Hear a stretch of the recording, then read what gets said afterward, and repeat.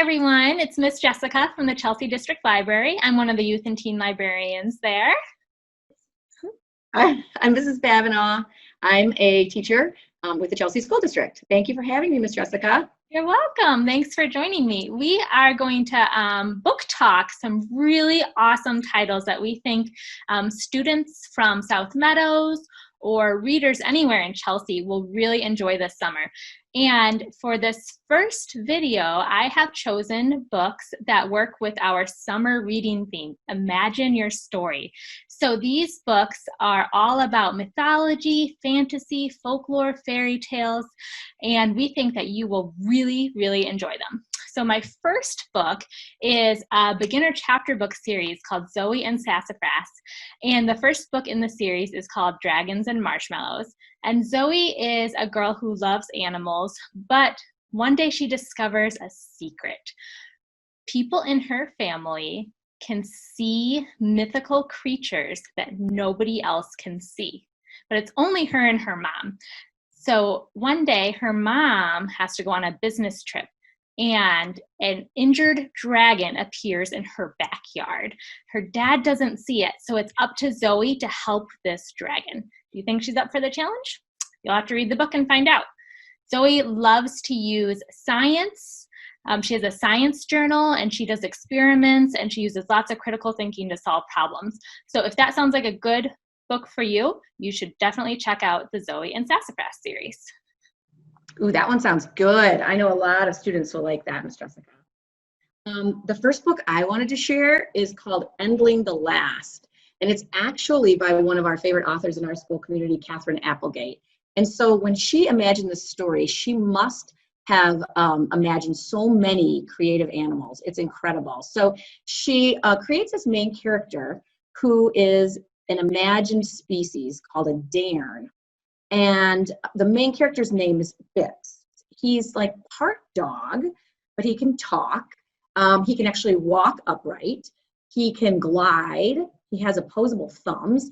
But his most powerful trait is that he can tell when anyone is telling the truth or not. Some tragic events happen in the story, and Bix is believed to be the very last kind of his species.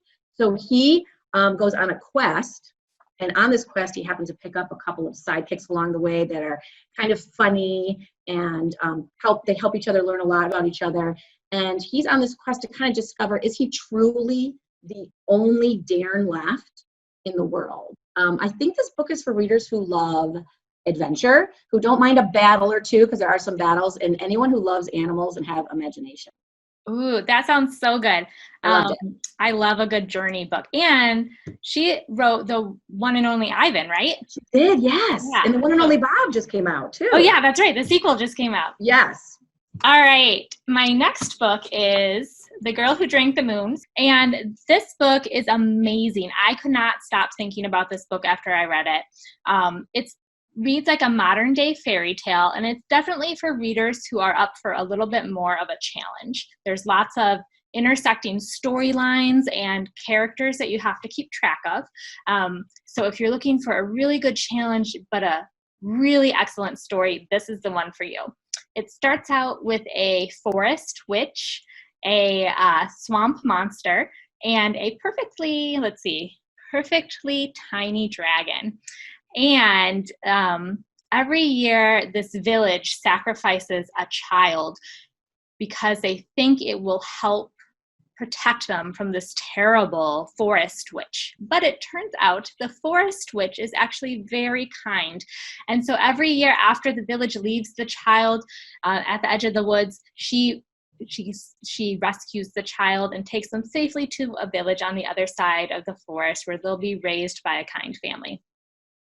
Now, one year, the child she rescues, she accidentally feeds moonlight instead of starlight. So that's where we get the title, The Girl Who Drank the Moon.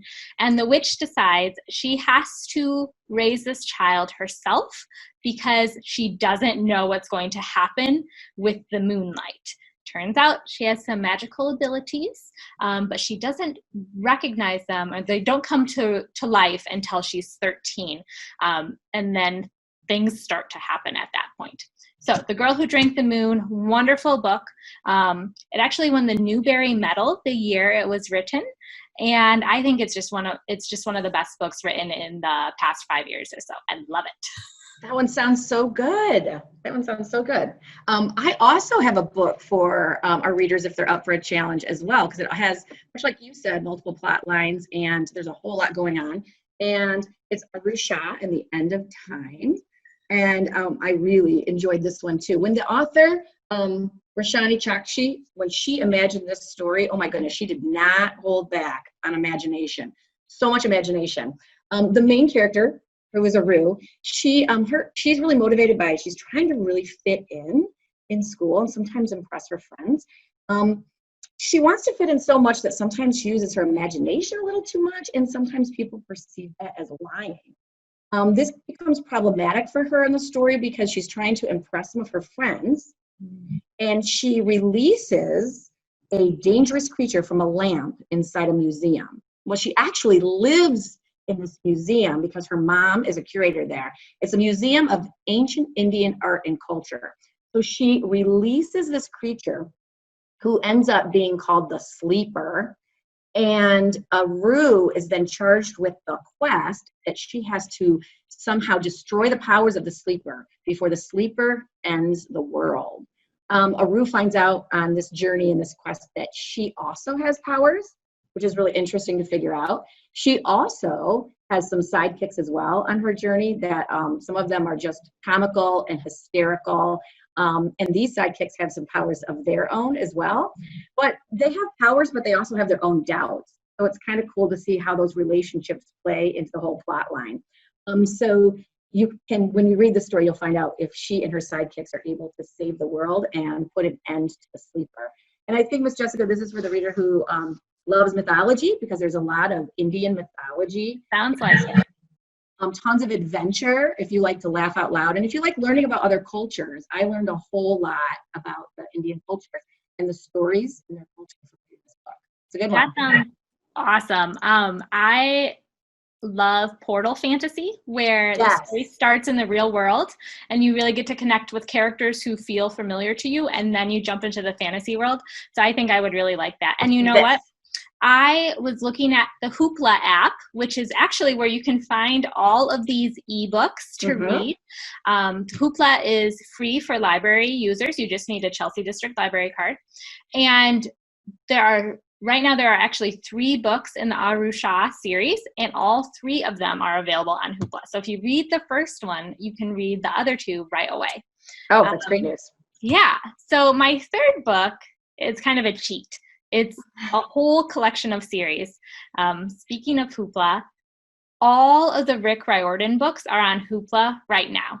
If you haven't read the Percy Jackson series, I highly recommend it.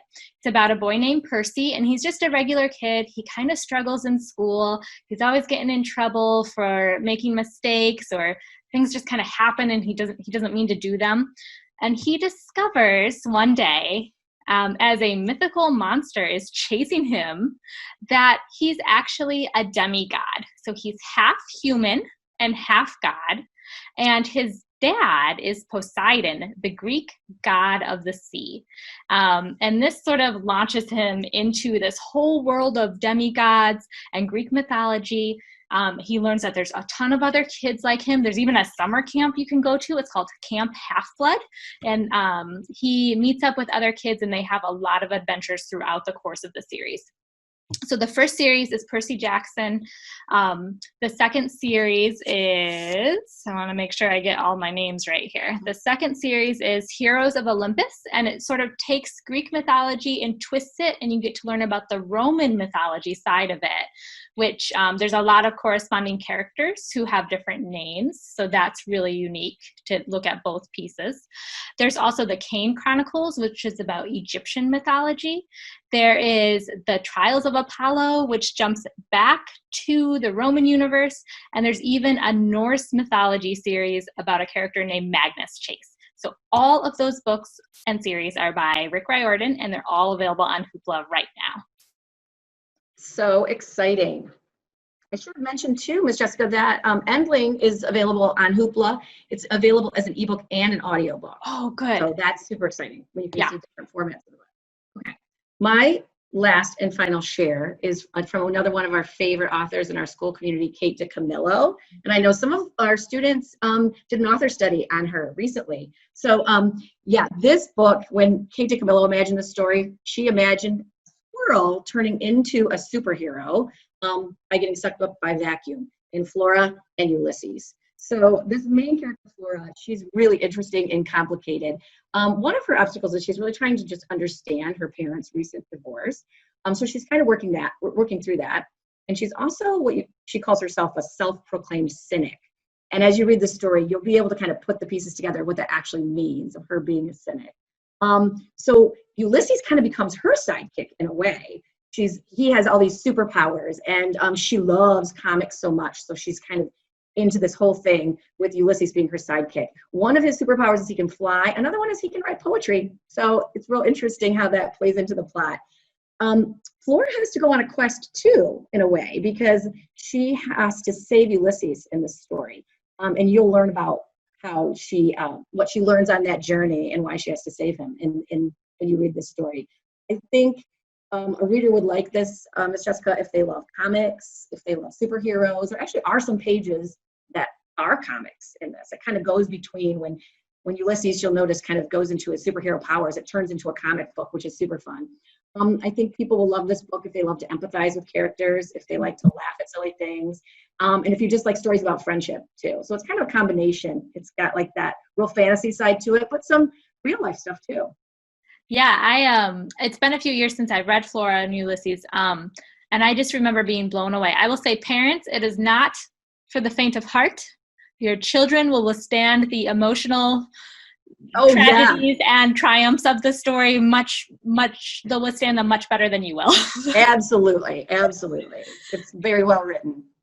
So if you want to know more about the Hoopla app, where you can find all of these books, you can actually call the library or email them, and a librarian will help you out. So you can email the library at ref@chelseadistrictlibrary.org, or you can give us a call at 734-475-8732, extension 219, and you can talk to a librarian, and we'll help you out downloading the Hoopla app. And this is my cat, Olivia. Hi, Olivia. She loves to talk about books too. Thanks so much for meeting with me today, Mrs. Bavineau. I just love talking about books, and I've really missed doing that with all our library patrons and all my teacher friends from Chelsea schools. So it was really great to see you. Me too, Miss Jessica. Thank you so much for inviting me. And happy reading, everybody. Yeah. Bye-bye. Bye.